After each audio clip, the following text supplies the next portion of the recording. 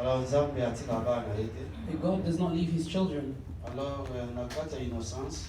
with innocence. Puisque soki oza innocent. If you are innocent Ezotika na maboko ya Nzambe.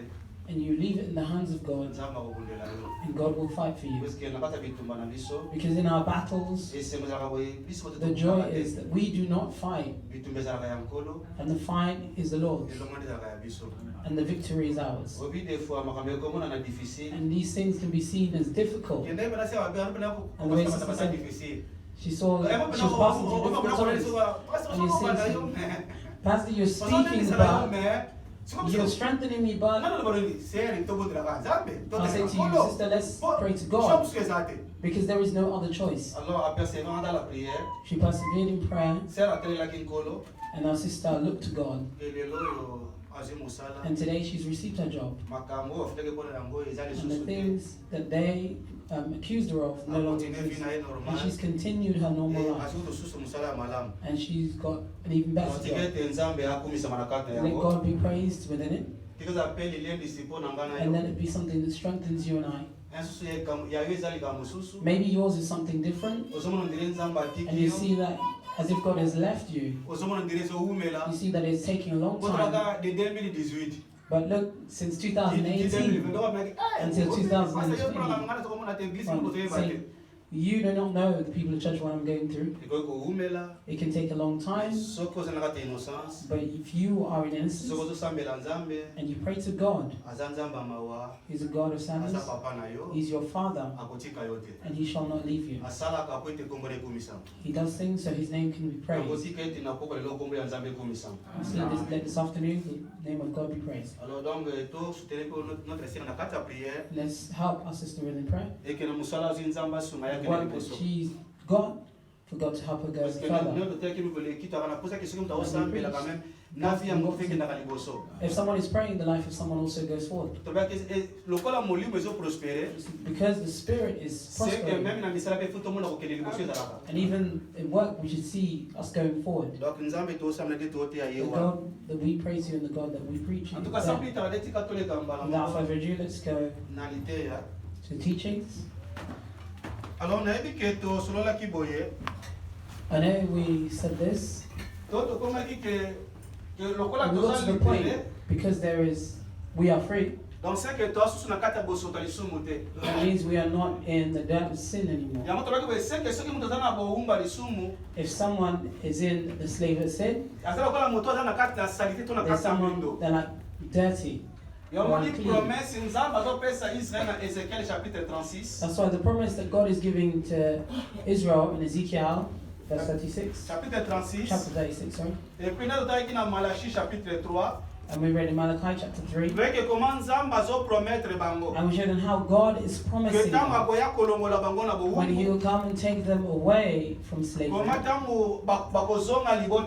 And how they return to being His people. In Ezekiel, He said He will purify them. And He will send pure water. He sent pure water. And that's what will purify them. And He will put His Spirit within them, so that they can obey His word. And Malachi comes and repeats it.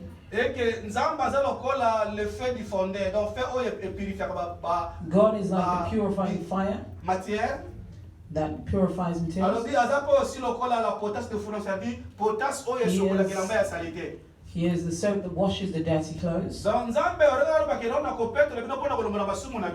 of God just saying, I will purify you to take away your sins, God is getting the people of Israel and comparing them to silver. And how silver is dirty. And for it to be well, it must pass through the fire, so we can purify. That's why the gold also passes through the fire. When the Bible speaks about gold and silver, if you read in the book of Peter, you understand that Peter spoke about belief like gold. He said it must pass through the fire. There is a fire is an element that is purified. Purifies lolenge moko pe soki elamba eza salite The same way, if your clothing is dirty, esengeli kosokola yango. you must wash it. Yamoni bomoi ya thérapie comparable na elamba. That's why the life of someone is also C'est que soki compared moto elamba eza salite to the ni garment. ke bomoi ne pesa And if the garment is eza dirty, mabe. it's like their life is also dirty. Siko nzambe azopromete comment akopurifier bango. And God is saying how He will purify them. Yango totangaki proverbe eza na 2 roi plutôt 2 Pierre chapitre 2. A proverb that is in 2nd book of Peter, chapter 2. Weza kulobeke comment soki moto alongwe na mokili. That shows if someone leaves this world, Soki azongeli lisusu mabe. when they go back to when they go back to things that are bad, the condition of that person is becoming pure. Alobi azalokola mbwa. You're like a dog Oyo azongeli biloko oyo ya sanzaki. to the vomit. Alobi azali lisusu lokola truito ngulu ya Or mwasi. they're like a sow Oyo tobaki non seulement azozonga na that kata goes back, a potopoto. pig that goes back into the mud, Mais oyo aza kovotre na kata potopoto. or wallows in the mud. Ko tobaki kovotre And we ezali. said to wallow, Omoni soko omoni ngulu. if you see a pig, Omoni ngulu bena avani na kata ya when they potopoto. wallow in the mud, Non seulement avani mais bena They just sit azosaka in na the bena mud. zobaluka They baluka turn yazo in kapende sengo. and they feel joy. Yo somo na ngoza salite. You see it as dirty, Ye azobaluka na yazo mo na ngoza and sengo. they turn and they see it as good. Bezaka eta ya moto zongi na kati ya mabe. It is when someone has returned to bad Yaka things. biseke biso tutaki na kati ya mabe. We were in sin, Soki kola longoli biso. if God has removed us, Soki kola bingisi if biso. God has saved us, Elinga pe ko basi kolo it just apetoli means that biso. He has purified us. Ya ko baki biso to petola And minde so na we'll be makila cleansed ya through the Yesu. blood, we'll be purified through the blood of Seke Jesus. tozalaki na kati ya salite ya lisumu. That means we were in the uncleanliness of sin. Tokokaka maki kolingama te. We could not be loved. Tokaki koyambama te. We could not be Me received. boto lingama. But for us to be Me loved, boto yambama. for us to be received, Esengeli nzamba longola it means salite that na God must biso. remove that death, Ok, po longola salite na that biso. uncleanliness. For Him to remove that uncleanliness, Esengelaki makila na Yesu Masiya nde the sopa. blood of Jesus had to be spilled. Tokopeleke tanto beke makila Yesu Masiya sopanaki. When we say the blood of Jesus Donc Messiah pese ki was bomo, spilled, c'est-à-dire, is ela because He beke gave His soki life. Yesu akufaka If te. Jesus did not die, Makebe biso to petolama, we could eza not be te. purified. Pourquoi tolokola bandako tokomaki salite? We were like the homes that became dirty. Yango obiso kotangi na mukana neti ya That's why you Levitique. read in a book like Leviticus, you Okopali ke kolo apesaka see prophecy that moko God gives kuna. a prophecy. Azo parler likolo ya ndaku. He speaks of a house Oyo eza frappé na lèpre. that has been stricken with leprosy. Nzamba aisaki Moïse boye.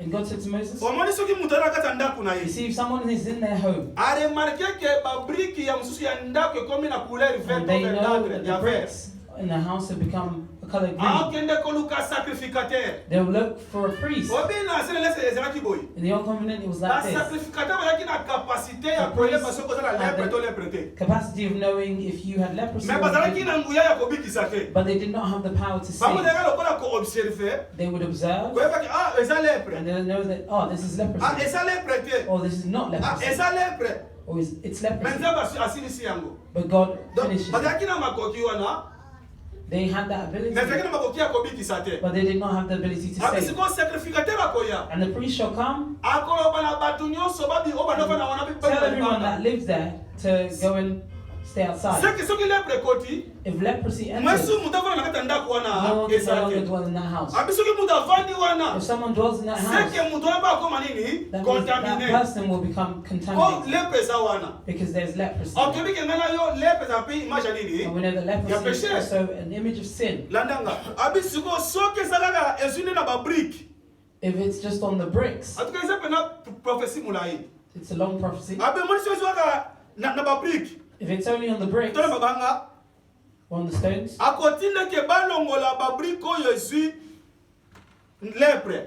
Seke you okwe see, eza ndako you mobimba te. remove the bricks that have got leprosy, that means the whole house will not fall. Babrique ezwi lèpre. Just all the bricks that have Bakopaka ngo leprosy, libanda ya camp. and they'll throw it outside the camp. Bakoya pe bakobalula mire. They will come and scrape the walls Koto lèpre ezalaki. where the leprosy was Bakozwa pe poussière wana. and take that dust Bakende kobwaka ngo libanda ya and camp. throw it outside the camp. Nde sikoyo bakoya babenga ngo nini? Crepissage. And they come and put. Nde bakoya bate su crepissage. What's that? Sikoyo ya mwana nde sikoyo na banda ya koluka ngo. Na anglais. Laissez pour prendre la way.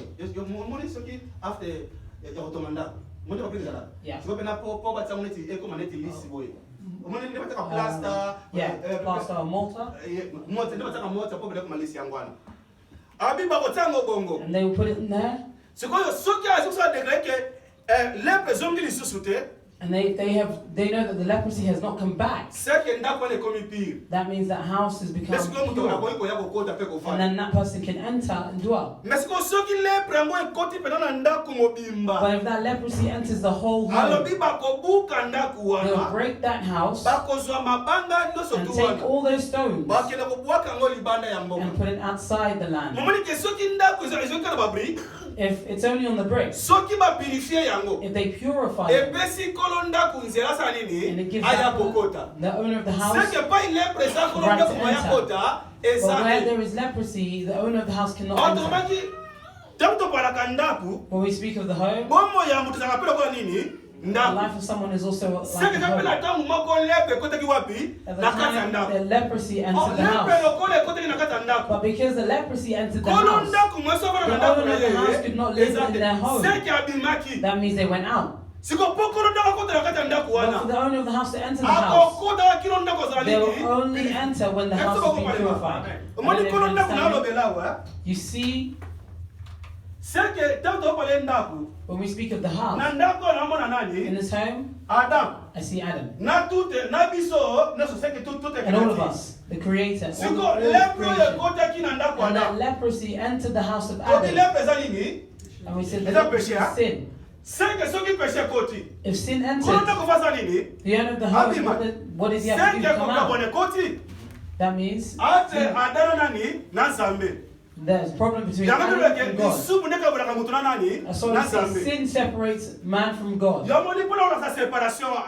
I'm showing the separation. God has taken Adam and cast him out. From that time that God cast out Adam, since Adam sinned, God did not have a house to dwell. God did not have a place to live. Even the prophets came, but God did not receive a dwelling place. When the one who came, he did not have a home. He was homeless. He said the birds in the sky have something to see.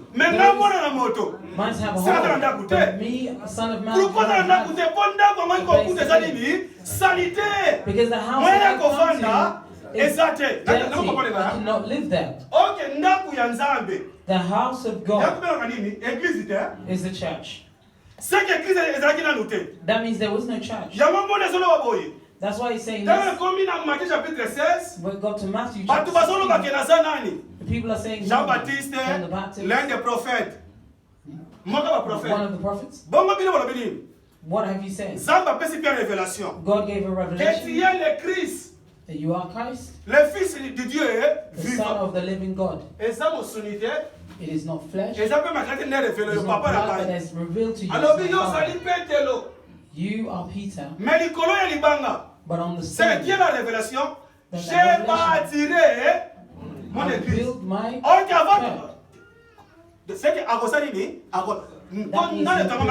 Because it was not built yet. If he does not build yet, that house would not exist. When Jesus died, it is like his death purified us. Because we were purified. That's why Jesus said this. It is my advantage to go for the Holy Spirit to come. That's why when you go to Acts chapter 2, the Holy Spirit says, it has been purified. And he came to dwell. If God came to dwell within you, it is because he purified you. That's why he dwells within you, because you are purified. What has purified us? It is the blood of Jesus. Take Hebrews 9.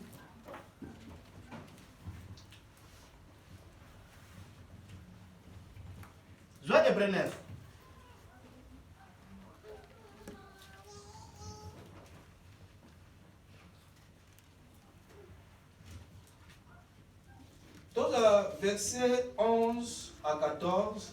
Hebrews chapter 9, verse 11 to 14. Toko sauter. And we'll skip. Totangi verset 20 à 24. And read verse 20 to 24. Dans la Bible, Hébreux chapitre 9. Hebrews chapter 9. Hébreux chapitre 9, verset 11 à 14. Hebrews chapter 9, verse 11 to 14. Et puis Totangi verset 20 à 24. And we'll skip and read verse 20 to 24. Dans le verset 11. Start reading in verse 11. Mais Christ est venu comme un souverain sacrificateur des biens à venir. Il a traversé le tabernacle, plus grand et plus parfait, qui n'est pas construit de main d'homme, c'est-à-dire qui n'est pas de cette création. But Christ came as a high priest of the good things to come, with the greater and more perfect tabernacle, not made with the hands, that is not of this creation. C'est que Jésus, même qu'il a un souverain sacrificateur. And we know that Jesus is a high priest. À côté de aussi dans le tabernacle. And he entered the tabernacle. Mais c'est que le tabernacle Jésus à côté. And he's saying the tabernacle that Jesus Et ce entered. tabernacle est seulement maboko ya batute. It's not a tabernacle which was made by the hands of C'est que man. ce tabernacle ya mokilité. That means it's not a tabernacle of this C'est que world. ce qui tabernacle ya mokilé That means ezalaki. if there was a tabernacle of this world, Tabernacle ya likolo the pe tabernacle of ezali. heaven also exists. Ya mokilé on est tomamaki na maboko The ya one of batu. the world was made by the hands of Tobi ke nzamba ayebisaki nani? Moïse. and we know that God said Bato to meni Moses ni ndaku to to tabernacle build na a home or a siko. tabernacle. Yango na sikina to sala mamu keli kambo ya tabernacle mamu kieli. We'll speak a little about the tabernacle. Babisi ko me Yesu tabernacle ya kotaki. But Jesus, the tabernacle that he Eza entered, tabernacle ya sete. is not a Tele tabernacle mesengelo ye of the babo. earth.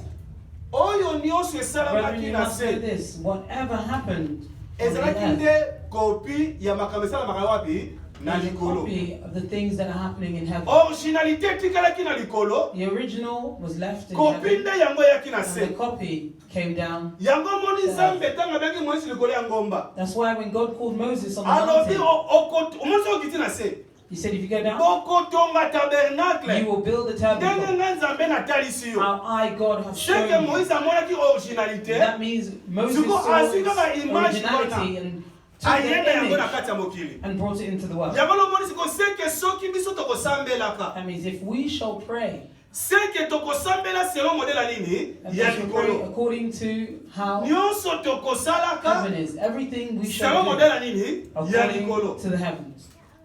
Verset 12. Verse 12. Il est entré une fois. Frère, la nanga pena likambo. Yesu akot. Puisque tu as vu voyez. Tant on parlait dans le tabernacle. When we speak of the tabernacle, Tozomona lupango parvis. we see the courtyard, Tozomona hôtel derrière. we see the altar of burnt Bien, sacrifices, hôtel d'Holocauste. Et the puis, altar of burnt sacrifices. et puis, bale kokata nema matele tangi akufeli awa. Kill the animal, spill the blood. Tozomona cuve derrière. We saw the leaven of bronze, Wape pai bane kotia mai. where they would put water, Et puis awa tomoni ikabwana kina and here it na was tomwe na lieu separated, saint. the holy place Na lieu and the très most saint. holy place. C'est que souverain sacrificateur. That means the high priest Ne mudale okoma na lieu très saint. will enter the most holy Et pas place, Nzambe eko kita. where God would come down Azoya na makila. and will come with the blood, Makila ya nyama. the blood of an animal, Afin que Nzambe alibisa nani? so God could Peuple. La forgive nanga the siku. people. C'est que mudale tula kokoma awa. So whoever had, the person had the right to get Ezaka there souverain to sacrificateur. come was only the high priest. Akokoma pa wa te soki azali He na will not- maso azala makila te. Go there if he did not have blood, Po makila nde yango pese accès akoma te awa. because the blood is giving him access to Afin get que to there. Nzambe kana ye ekita po na So peuple. God's anger or wrath could be calmed for the Awa people. porte ezalaki. Here there was a door, Lupango yango. and that was the courtyard. Siko ndenge parce que te bane kokota awa wa. And the high priest used to enter there. And Jesus also entered there. But Jesus' tabernacle was not the world. That is the tabernacle of heaven. So the high priests in the world, they would enter with the blood of animals. But Jesus did not enter with the blood of animals. He entered with his own blood. Start thinking. A physical tabernacle. They're entering physically. And they're taking real blood. And said everything of his body could not enter the kingdom of heaven. If Jesus went up to heaven and took blood, what blood did Jesus enter with? The one that he entered with up there. The physical blood could not enter because it's in the heaven. He entered with his own blood. And he did not go many times. He did it once and forever. That means Jesus will not die twice. He died once and forever. That means in other words, Jesus will not spill his blood twice. Pour his blood once and forever.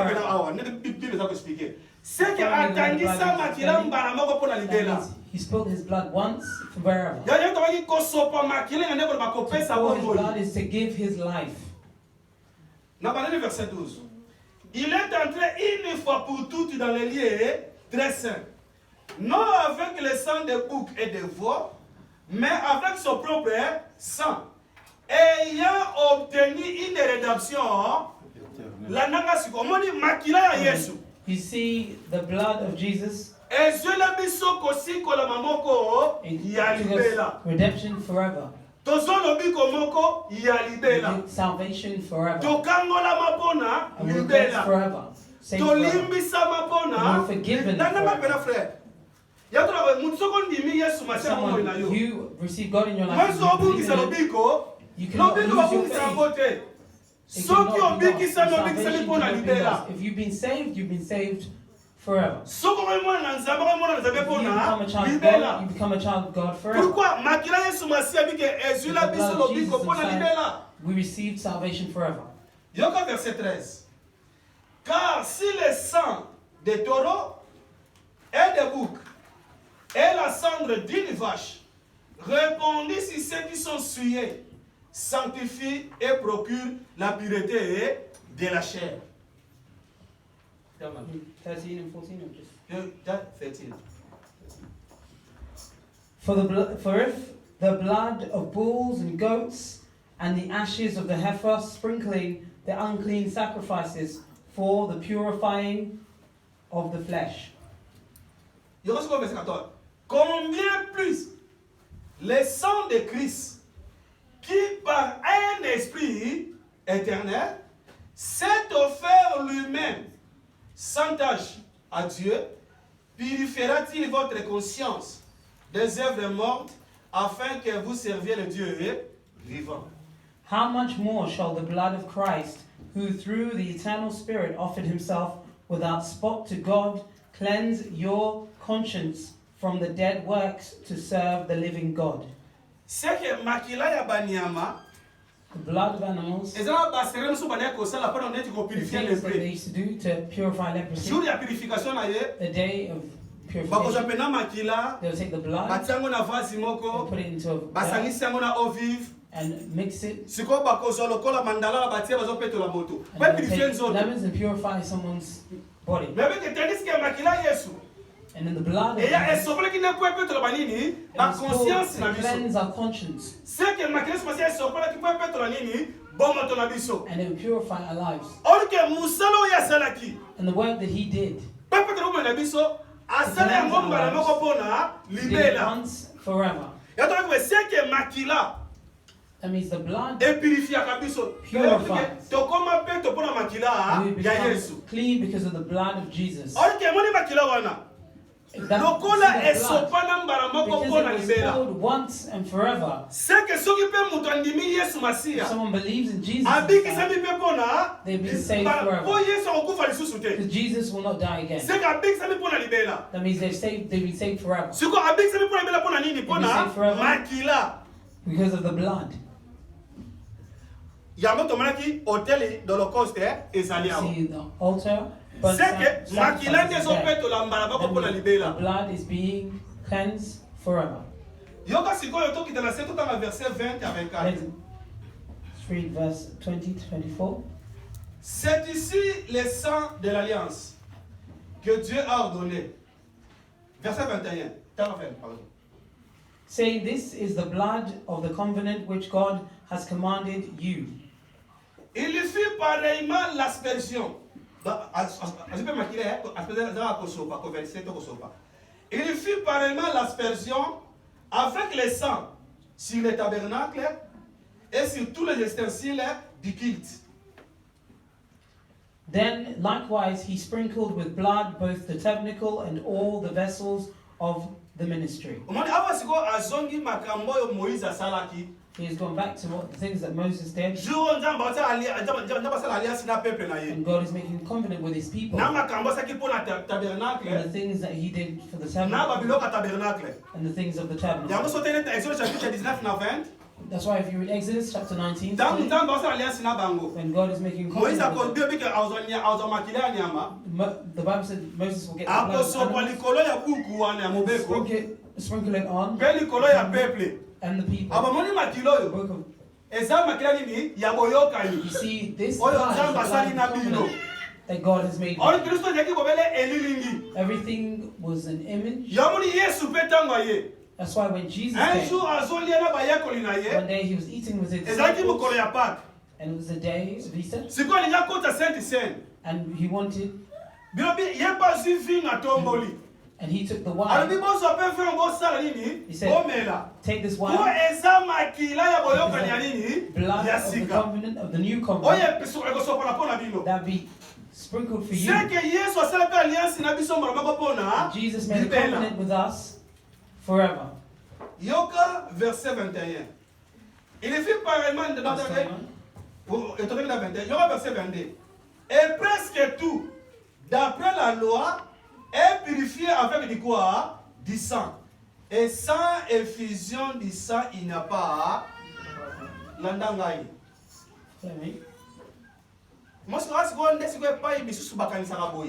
This is where some people think. You see what sans effusion du sang, il n'y a pas le pardon des péchés. C'est que chaque fois que tu as mon ensemble, chaque fois que tu as I've stumbled, I've sinned.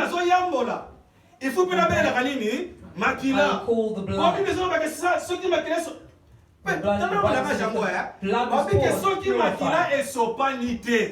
said if the blood is not spilled, it cannot forgive sin. But we read that first.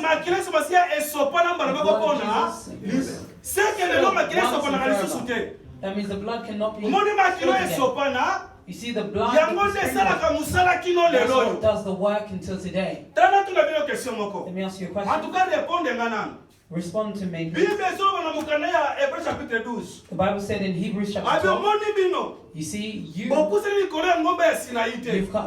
come to Mount Sinai, the fire, the trembling, but you come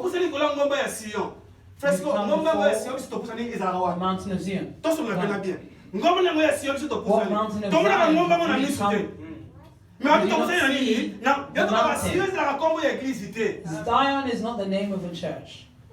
That means he said we come to Zion, but we did not see it. In the gathering of the firstborn, we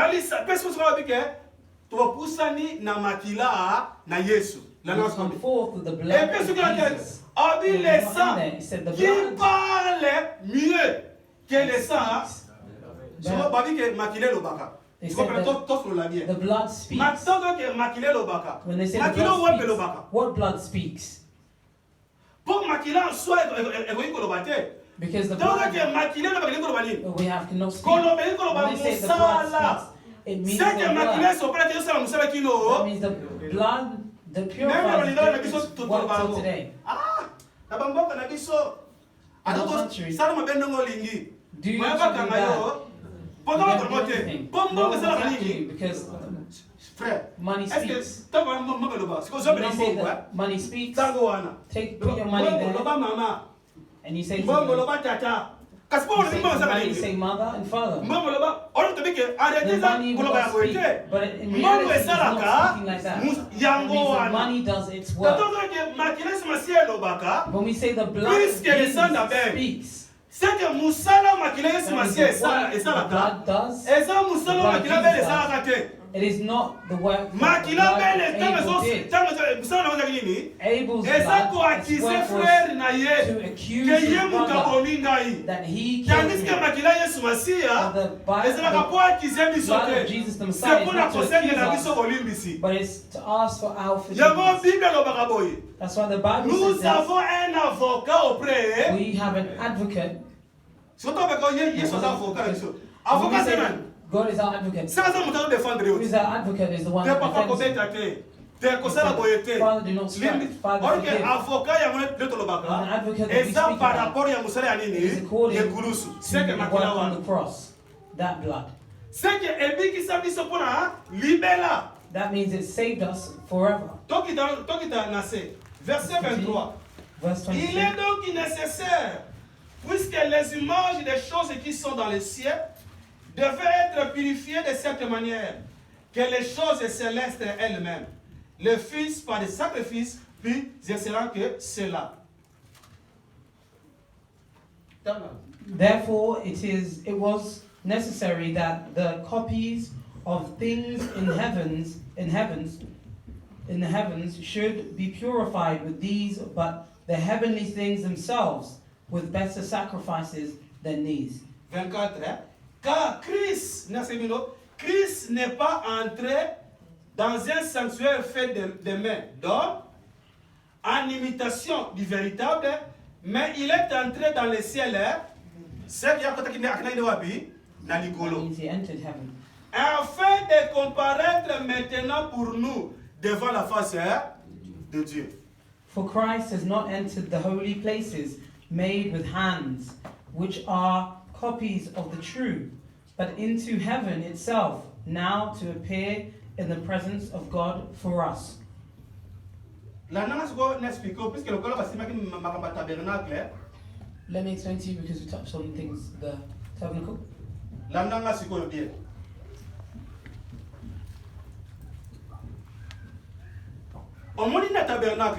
You see, in the tabernacle,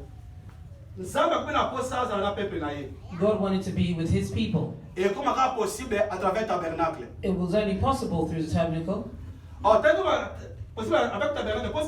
was possible through the tabernacle because God knew. The tabernacle was where the sacrifices were being given.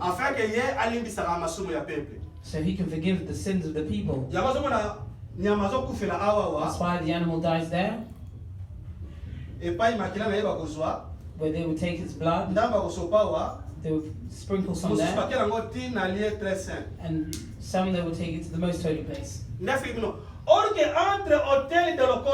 Between the altar of burnt offerings and the sanctuary, there's something that God said they will put in the middle. They say a leaven of bronze. It's like a bowl, and that bowl would be of bronze. And underneath it, and you'll put a mirror. We know the job of a mirror. If you look at it, it's to show you a reflection. And you'll put a mirror in it. And you'll put water within that bowl. And what is the job of that water? Here the blood is being spilled. And there is water. The blood purifies. And God said you'll put water. And what is the job of the water? It is to purify. But But it will purify who? You see, the people, when the people enter, where the people will be at the altar. They will not go further. People would not go there, and they would not go there. The people that would get there, pass there, and we use this water, are the priest and the high priest.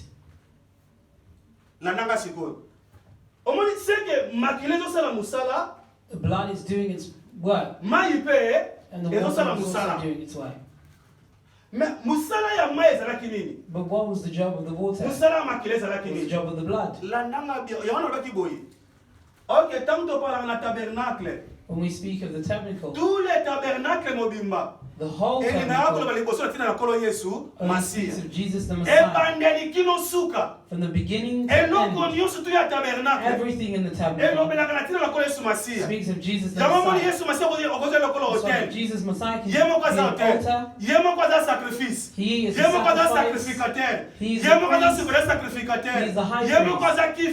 And he's also the bronze. The Ark of Covenant. He's everything in one. So with him, all the godliness was there. If in the tabernacle, the blood did its job, the water did its job. In the tabernacle, there was blood, water. But Jesus as a tabernacle, when he came into the world, that means he must come with blood and water. We must see the blood do its job and the water do its job. How is that job separated? Before I continue, follow me, brother. Both these purifications of blood, of water, it's happening in the tabernacle. That means the tabernacle is even today, when I explain even to purify the blood and to purify the water, the one that does it to Jesus himself, but he's doing it in two different ways. You see, the first is this. That's why when the people enter, kill an animal, it means the animal has died for them.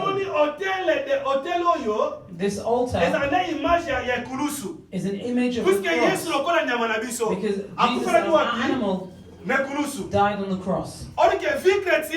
A Christian life does not start there. It starts there.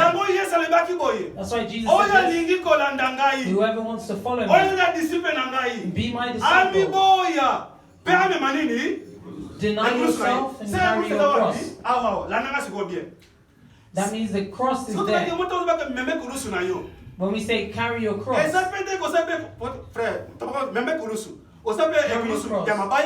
it is not a cross made of wood. You don't need to make one to carry it. Someone say, wait, the way of the cross. And we're taking the cross of Jesus. It means whoever wants to follow me, because the cross is where you die. Agree to die. So your old self dies there. That's where your Christian life starts. And the blood does its work. And if your old life is dead, that means you receive a new life. That means you become a new creation. You become a new creation, a God, creation, a child of God. You cannot lose that position, because it's a position that you cannot lose. We've been saved forever. In the Old Covenant, the people would end there. You see this bowl? What was its job? Exodus chapter 30.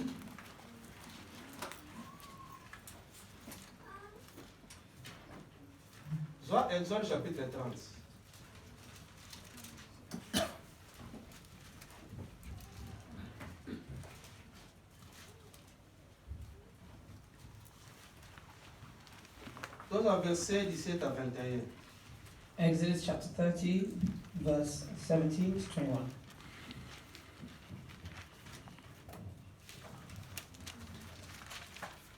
Amen, verset 17.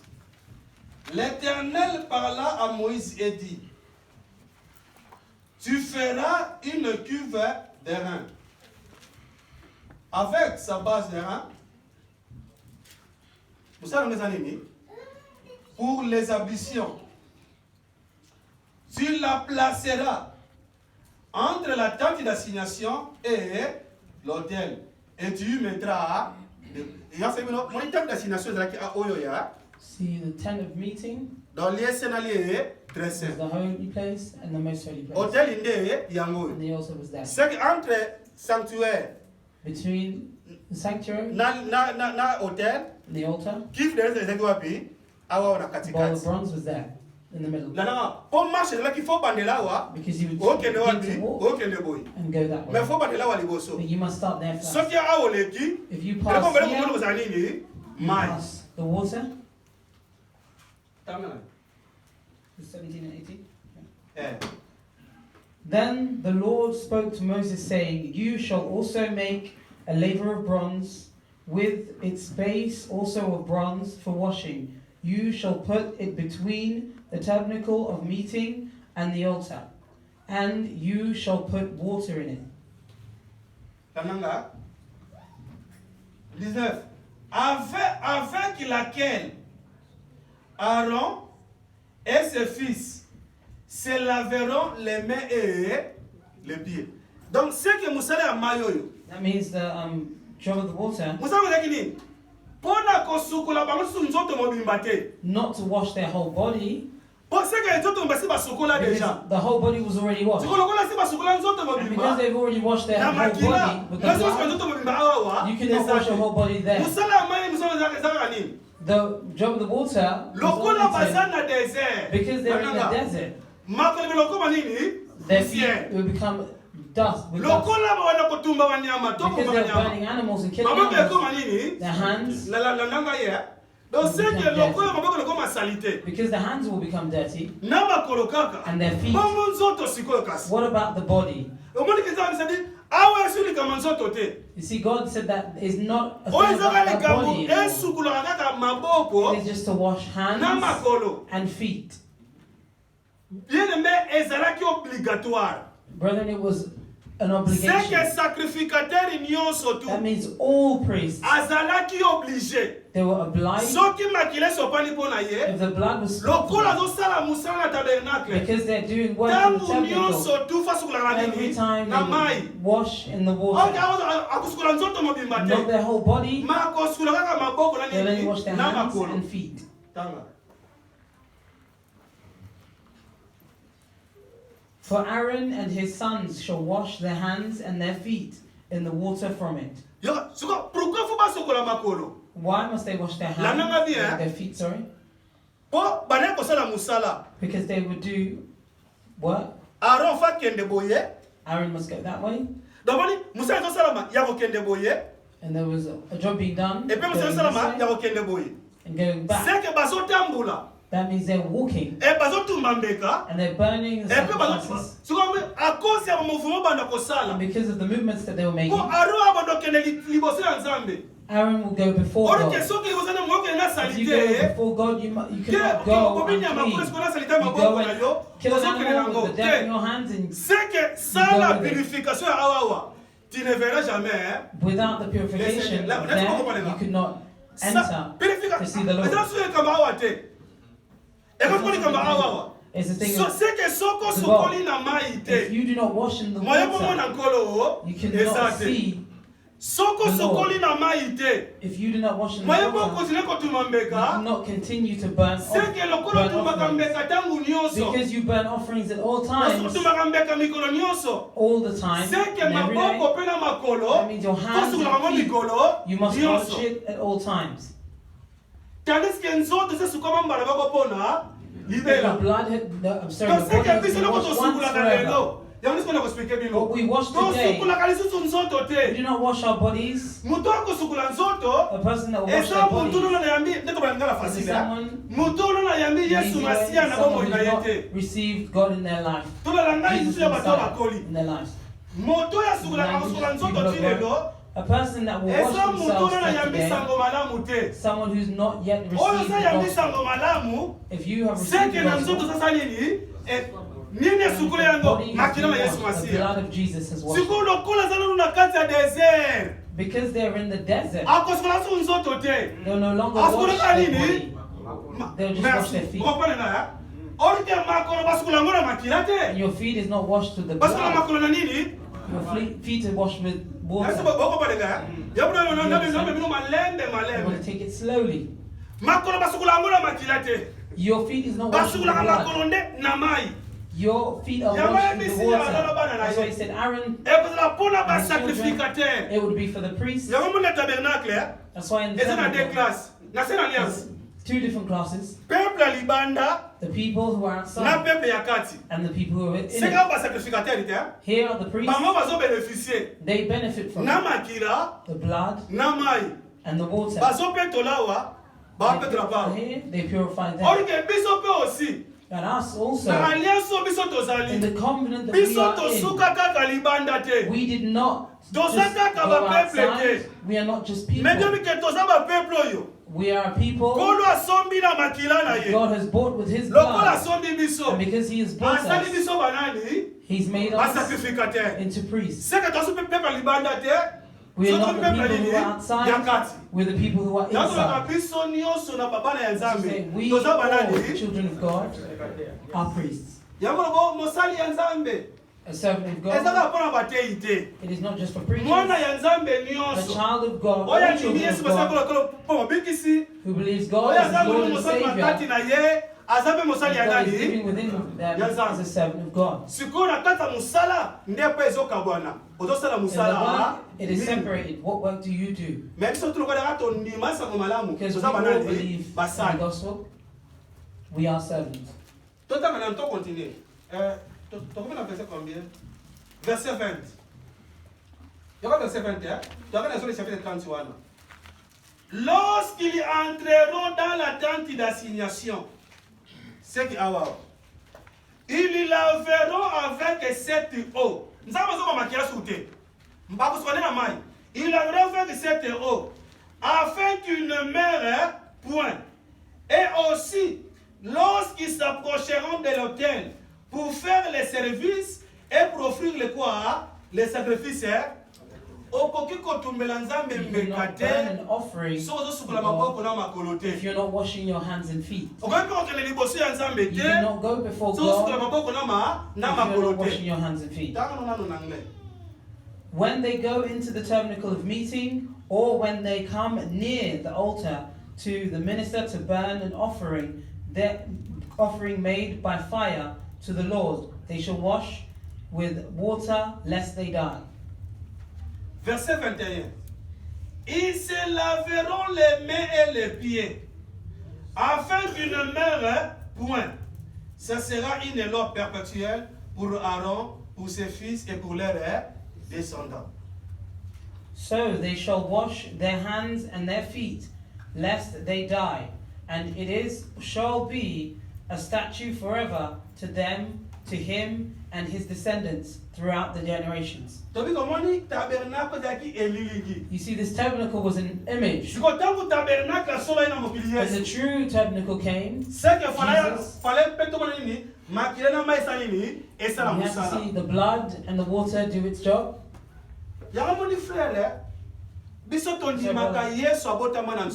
We believe that Jesus was born in the flesh. The verse book of John, those who will not believe that Jesus was born in the flesh, they are the Antichrist.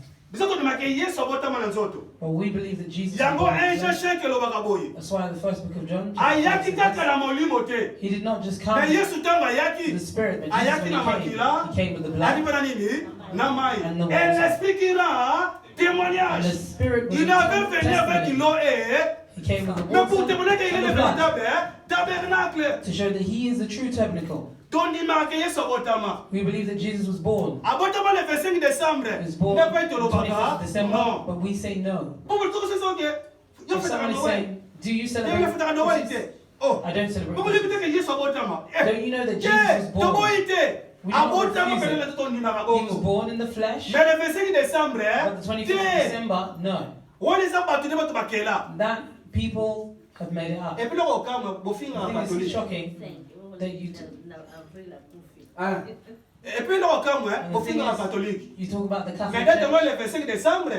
but the But 25th of December, It's a Catholic. December is a Catholic church. Et puis vous tournez à la pourquoi on a le 25 décembre. But you don't ask the question why they put the 25th of December. But on a question. They don't ask the On ne question. peut pas faire na Instead of just OK, puis qu'on sitting, soit sapin. you go and buy a Christmas tree. Nous on attend célébrer na ngati Even if I don't Moi celebrate, symbole na ndako. I'm going to put a symbol in my house to make the children Na happy. siko yo répondre biso.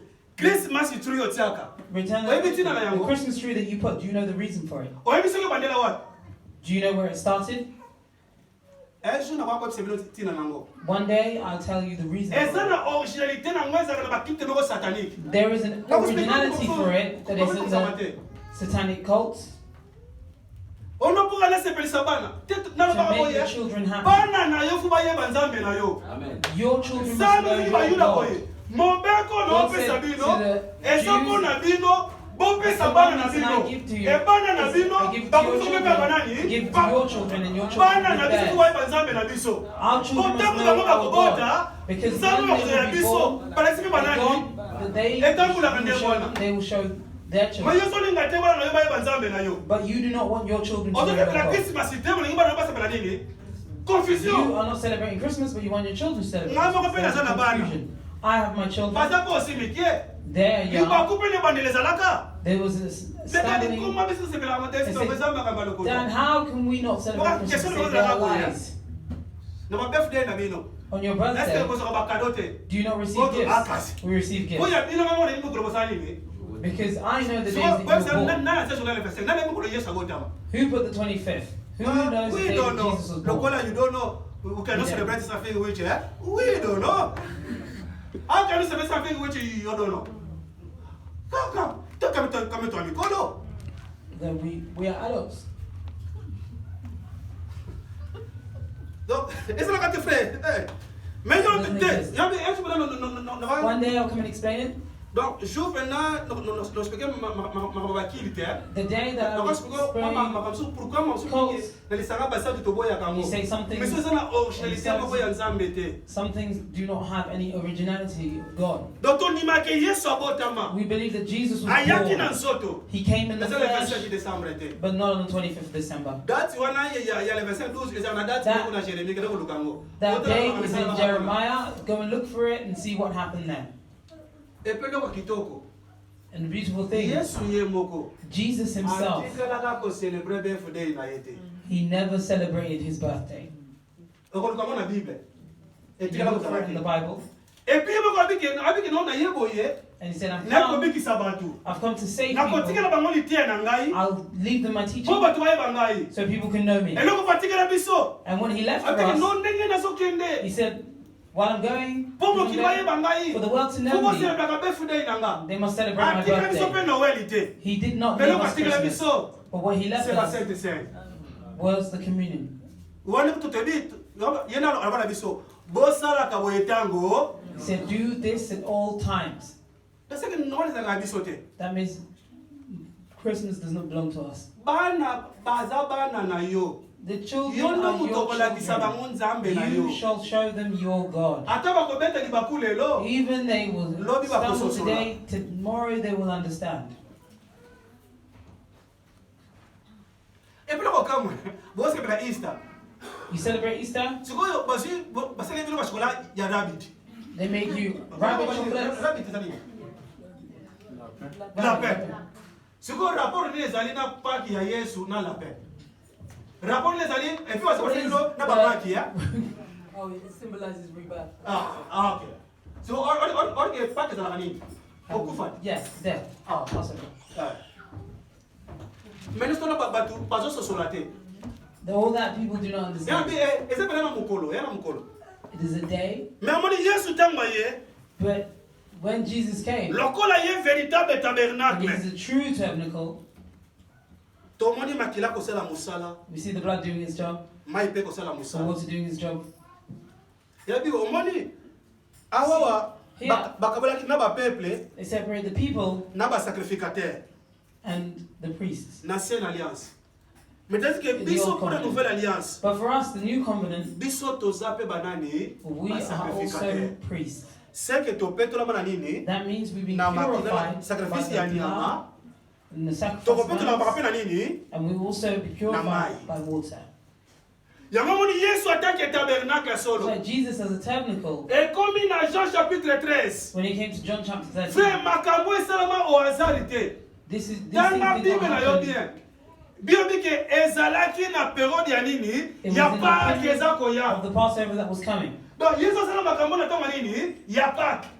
Jesus done these things in time. This is when the blood was spilled. The blood is doing its work. The blood is being spilled. But let me show you, if the blood did its work, do not end there. The water must do its work. You see the things that have started here. This is what will continue. What continues will take us all the way down. You cannot continue doing work there if you want to get there. It is the way to pass. If you do not pass there, you cannot get there. If the body is not washed there,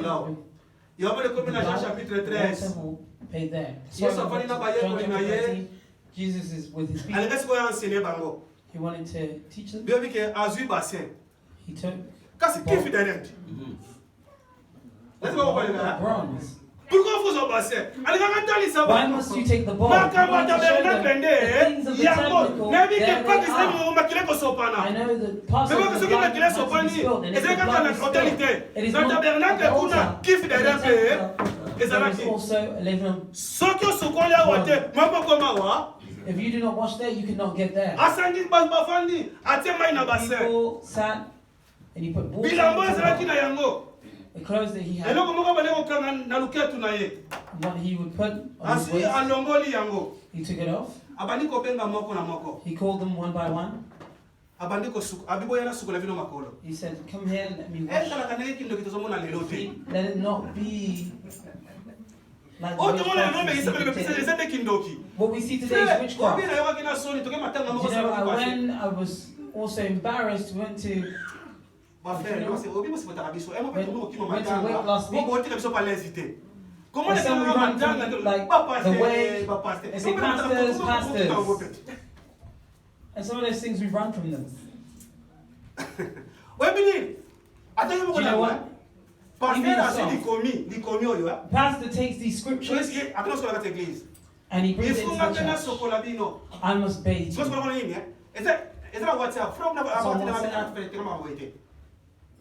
Someone said to me, I said, I don't like this. The church, within the church, the young pastor takes off his clothes and he's in his boxers and they put water.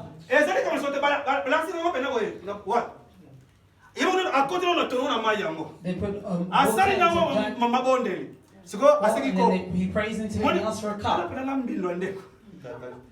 He goes into the barrel and then people come one by one and he takes water. He takes water from the barrel. He enters the barrel.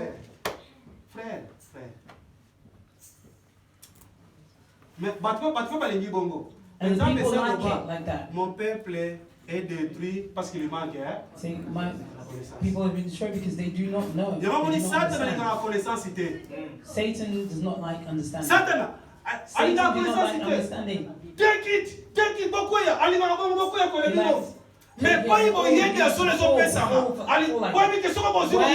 Understanding that he knows if you receive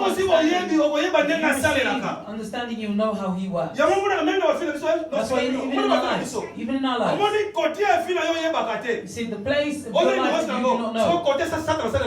That's why Satan works.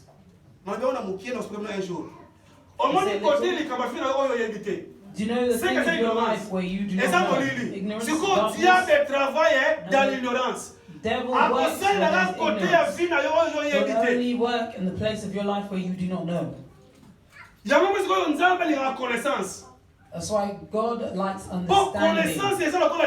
Because understanding is like light. And in the light, Satan cannot work.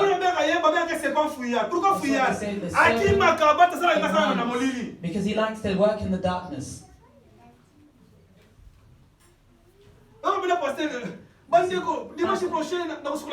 Next Sunday, I will wash your feet the way Jesus washed his disciples' feet. And then you wait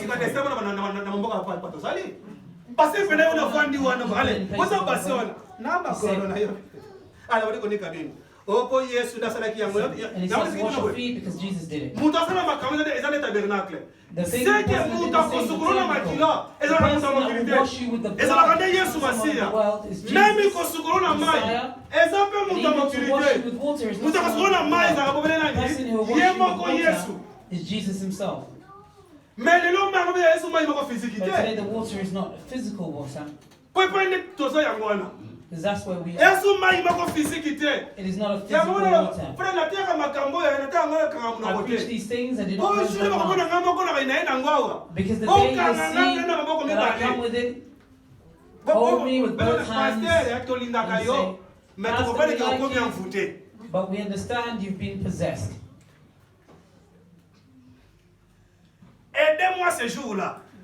Help me on that day. That's why we preach the truth.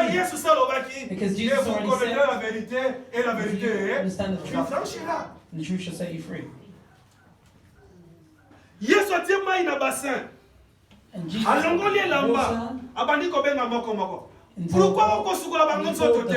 he said, why didn't he wash their bodies?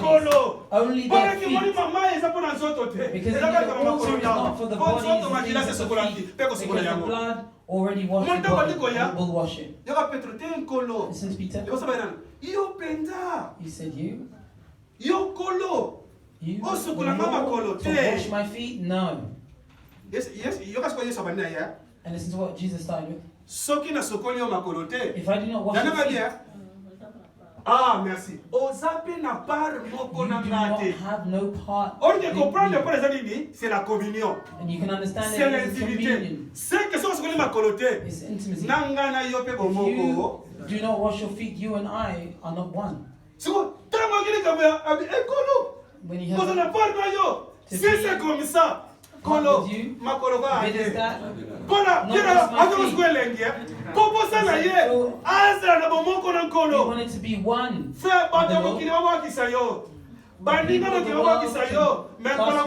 God will not. The Bible said it's bad for the feet of God. Before you receive it.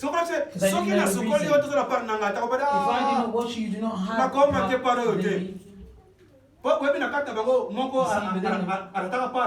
There's one that missed. That missed. Went to hang himself. So Lord, it's like that. I'm not happy just washing my feet. Why not? Jesus himself says, whoever has been washed, they do not have the need to wash their bodies. They've already been washed. Only their feet. Because we believe in Jesus. Already washed. We do not have the need to wash our bodies. And today we have the need. We're in the desert. We've come out of Egypt. We've crossed the Red Sea. And we're going to Canaan. We're in the desert. And in the desert, we no longer wash our body. The body that we washed here we only wash our feet because of the way we're walking. What washes the feet? It is not the blood. It is water. When we say water here, it is not the water that we see. When we see water, what is water? It is the word. C'est que la chose est purifiée. Biso mokolo na mokolo. The things that purify us daily is not a thing of the blood. It purifies us once forever. That's why we become believers. But the things that purifies us daily, it is the word. Pourquoi? That's what will ensure that we get to there. You see, Jesus, he did things in a way. That's why we like the Bible. Do you know why? What does it mean? The blood has washed you. That means you become a saint, holy. If you become holy, so you can enter there.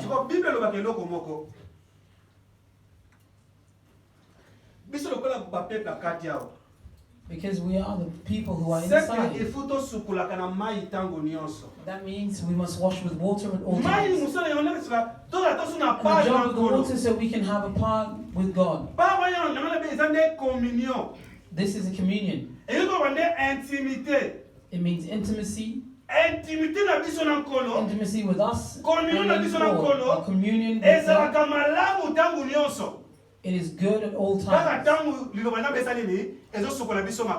When the word of God washes our feet. When we speak of water, we say water. That's why we'll have water and a mirror. According to the Bible, water is the image of the word. The mirror is an image of the word. When the word shall come, it shows you how you are. It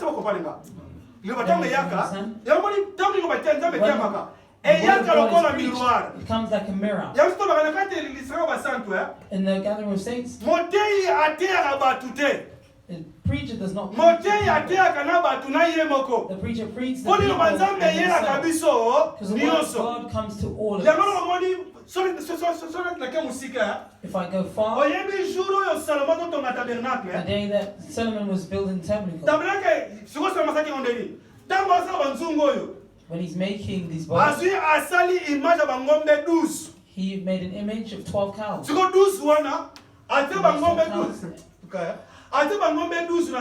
the 12 cows underneath.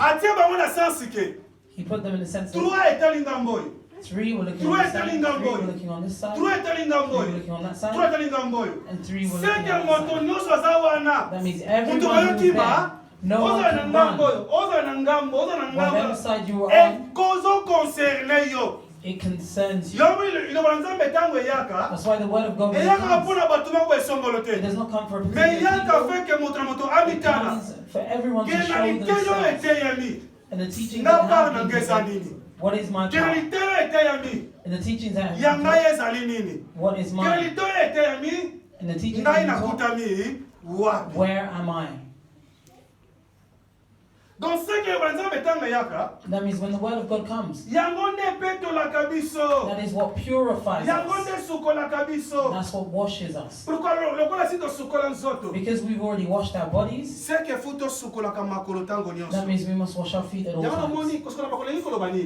To wash your feet, what does it mean? It doesn't mean if you're a child of God. That's why we use the language you stumble. That means you could do something bad. You can stumble. You can speak about something bad. You can do something. But the thing is this, do not stay laying down. You must stand and ask the water to wash your feet so you can continue to walk. When the word of God comes and the person sees themselves, oh, I did something bad. Truly I hated. Truly I swore. I did something bad. And it shows them their way. And it gives them a solution. God, I've heard your word. I know that I did something bad. God, forgive me. Take me away from the sin and give me strength to continue to walk. That's why the first book of John says this. Chapter 2. So, brothers, I encourage you not to sin. But if one amongst you sins, savez-vous que nous avons un avocat auprès? Know that you have. C'est que nous avons droit à la confession. You must confess. We have right to confession. When we say confessing, when you confess, it means that you are repairing yourself with God. Here I'm saying for the children of God. If you are not yet a child of God, you must start to call on the blood because you have not entered the covenant. If you've entered the covenant, you enter the blood, and when you stumble, it's not for you to ask for the blood. It is confess the sin that you have done and ask God to forgive you. And God with His love will forgive you. That's why if you read in your Bible, there is no verse that asks us to call on the blood to purify us. But the blood purifies. It does when someone believes in the gospel. But for our daily day, we have the need of water, so it can wash us and cleanse us.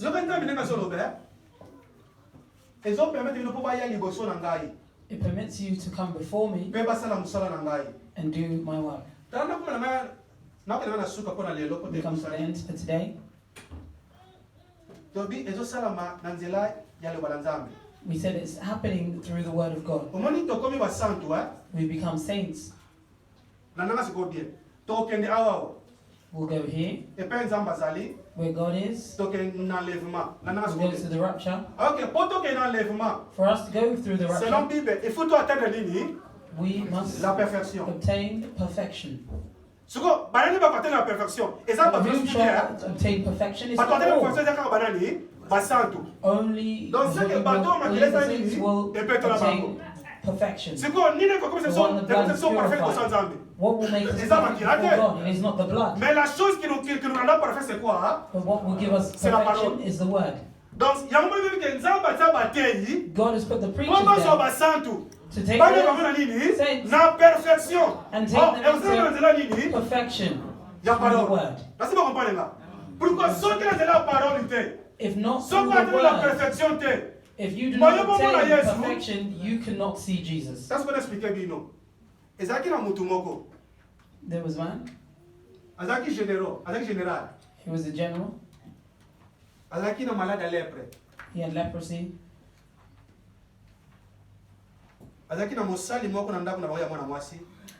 Servant at his house who was one. Said if he was in my land, so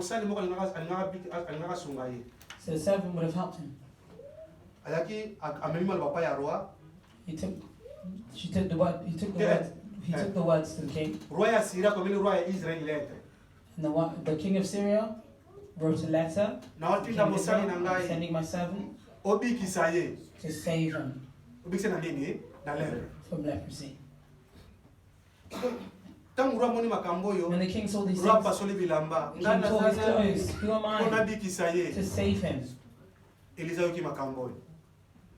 He and he said, tell him to come to me. And he said, you know in Israel there's a true God. When man came, said, I'm going to see Elisha. He said, I'm going to see Elisha to save you. And Elisha said, you cannot see him if you do not pass through the water.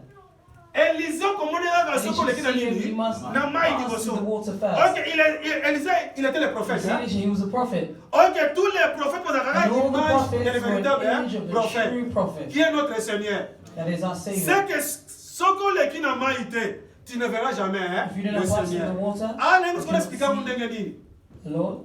Yomoni tango komi wana. How shall I explain it? Élisée When he got a there, dit que Elisha did not come out. alors il a comment on appelle He ngaïté. said he should not see me. Mais boye bisaye. But tell him Akeni na mai. to go to the Abo water kama combien de fois? and to throw himself 7 times. On te dit que nzamba travaille aussi dans les chiffres. And we know that God also Si que les works chiffres, with c'est pas le numbers. code la perfection. Also means perfection. C'est que Asie la 7 fois. That means he must dip himself 7 times. Avant de kobude. And he Nakutu na started, kanisa ki. he Ye began moko penda ko saying, I bimwa. thought he would Parce que come ko out ati oloboko. to put his Ati anga hand, loboko. to put his hand Est-ce on que me. na Syrie kuna? Here, in Syria, are there not Bamaye ne waters? se pas bamaye te. Not all waters are waters. Yo za na salite. You are On est bon dirty. sokola. You want to Malheureusement bathe. sous ce maya salite. But Mais you maya take salite dirty ko peto water. yote. But the dirty Pour water will peto not ko ko maya purify. You need to be salite. Et ça purified. fait toi. You must look for water that is pure. Gabi ma sous sous trop ba gabi le pe pour exagérer ka. On It's ça sometimes peut dire que you ça m'a rapport la exaggerate. bino. You think that God is just where you are. Te ça les kambo ya probablement te. It is not something of saying that. Ça les kambo ya ko ba solo ya It's something of knowing the truth of the Word of God. Obita mo di ko boya. You see, when they began to Na ba refuse, ko c'est la roi général. and so it says the king, Tama general. na bongo kutu soki prophète sa ki makamba nini. What about the prophet On asking va things balengi that ko were ba very bitama osele la difficult? ye. C'est So le people makasi. want God to work for Ma them. sœur, mon frère. My brother, my 100 000. sister, Et puis nous tamili wana. put Mikolo bana 1,000 na in yo. the way that you put the 1,000 Kema na in. bana ba kosunga And bango your sute. children Mo do bani not ko have pesa. them. Donc on dit The polo, husband mais will ça va do ba that. yedisi yo na makambo yo. If they tell you, you see in these things, Tika tokila. let's fast. Tika to bonde la zambe. Let's pray to God. Kaka ni prière kaka. Kasi mo pesa sala Just nini? pray. Esi na sambela. I've also already prayed. You want difficult things, Or que solution. but the Esa solution na katalo sango. is within prayer. So ça encore kasi mama makasi. What if God gives you difficult Kama things? kabwa kabina mai. When he Une fois te. put himself in the Deux fois water, te. not the second time, 3 fois te. No, the La third. 7e fois tanga on the bibi. 7th, when he came out, Ikoki sikoyo. it was Tama enough. zongi. When he came back, Peut-être qu'on a Élysée face à face. met with Elisha face to face. J'aimerais bien le baraboyer. That's what the Chercher Bible la says. paix avec elle. Et ceux qui vont la With tête. peace with all. Et quoi? Ça n'a pas la tête. Chercher la paix avec tous. Et ceux qui vont la tête. With all. Et la sanctification. And C'est sanctification. quoi? Laquelle on est la galine? Sans la sanctification. Sans la sanctification, personne ne verra le Seigneur. Or que la chose qui sanctifie. Et c'est là que nous Things that sommes. sanctifies nothing Dans Jean else. chapitre 17. In John chapter 17, Yesu azolo baboye. Jesus said, Oh Dieu, sanctifie-les par ta vérité. Car ta parole est.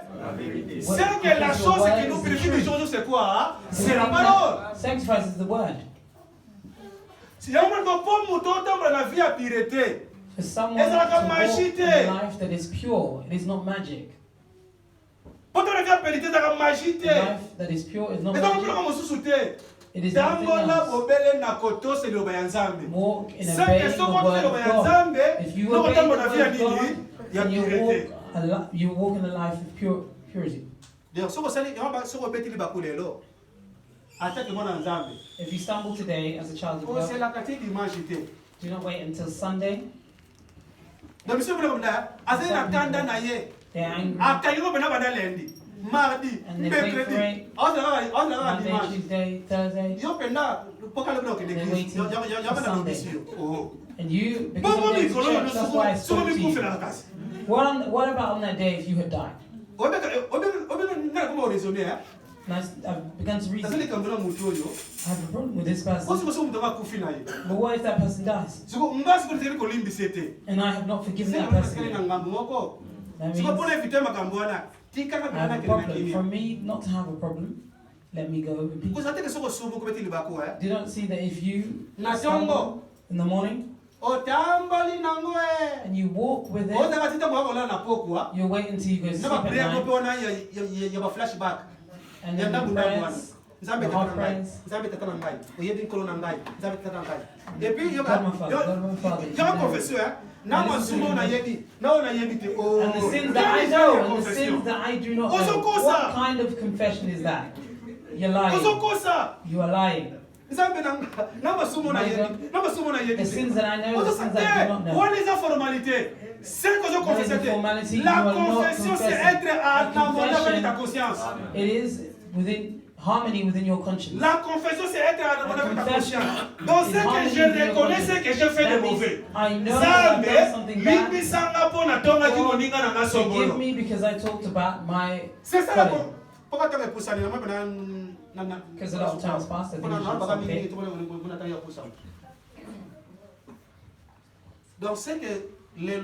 that means today, the word purifies us. That's why we come here. It is not just entrance. If you marriage, Sephora who wanted to marriage, she had to be near the well. Rebecca to receive marriage, you have to be near the water. Even the Samaritan woman, had to be well, they had to be near the water. But mark the water will purify you daily, cleanse you daily, and you make sure that you see God. And